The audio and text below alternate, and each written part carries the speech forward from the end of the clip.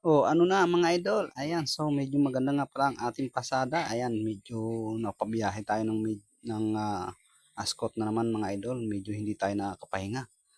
So ayan mga idol, habang nilalakbay natin mga idol, ang kahabaan ng NLEX mga idol. Ayan, so medyo napapa-pro tayo ng pagpapatakbo dyan at nang tayo makabalik agad mga idol. Ho, akaw, parang makabalik agad. Grabe. So nag-a-apro ka na ng todo. By the way mga idol, nakabalik na nga pala tayo dyan at tadaan nga pala tayo ng palengke at tayo uuwi na at bibili tayo ng karne ng elepante dyan. Ho! Karne ng elepante ano? Karne nga pala ng baboy damo. Ho, kung ano nung pinagsasabi mo, bahala na kayo dyan kung ano yung mga nakikita nyo yung binibili kong karne yan. Bahala na kayo kung ano yung binili kong yan.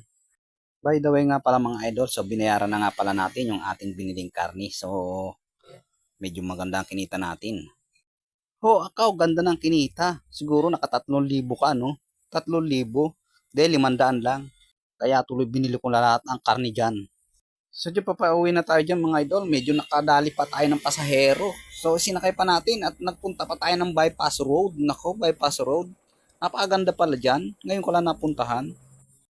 So, yun mga idol, tayo nakabalik nga. Tayo nga pala'y dumaan dito sa lotohan. Tiningnan natin, baka tayo tumama na ng milyon-milyon o limpak-limpak na pera. Akaw, dami noon, limpak-limpak. Ho, mauubos pa kaya ayun. So, ayan mga idol, medyo pauwi na nga pala tayo dyan at medyo masaya-masaya tayo. So, by the way mga idol, so nandito na nga pala tayo sa ating bahay. So, ayan, at hindi na naman tayo na mahinga diyan at tayo pumunta naman sa ating kusina at tayo ay magluluto na. So, isasahin ko na yung isang balding bigas.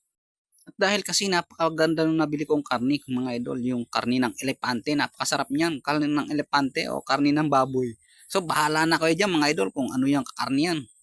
So by the way mga idol, ayan at iluluto na natin ang ating karning binili. Ayan at atin nang isisigang mga idol. So ayan at medyo dilinis na natin at sinabay-sabay na nating linisin ng pati na ang ating bili nating gulay mga idol. So din na nga natin pinakita yung pagbili natin ng gulay mga idol, tayo nagdire-diretso ng umuwi. Ayan mga idol at sinalang na natin. So hihintayin na natin ng mga ilang minuto. Ayan at nilagay na natin ang ating mga rekado dyan mga idol, yung kamatis, sibuyas at luya mga idol.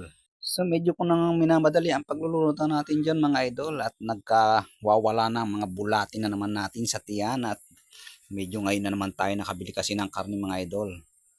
Ilang linggo rin matumal ang ating pamamasada. Ayan at nilagay na natin ang petsay natin mga idol. Ayan mga idol at luto na ang ating sinigang na karni. So kung nagustuhan ninyo ang ating video mga idol, thank you very much.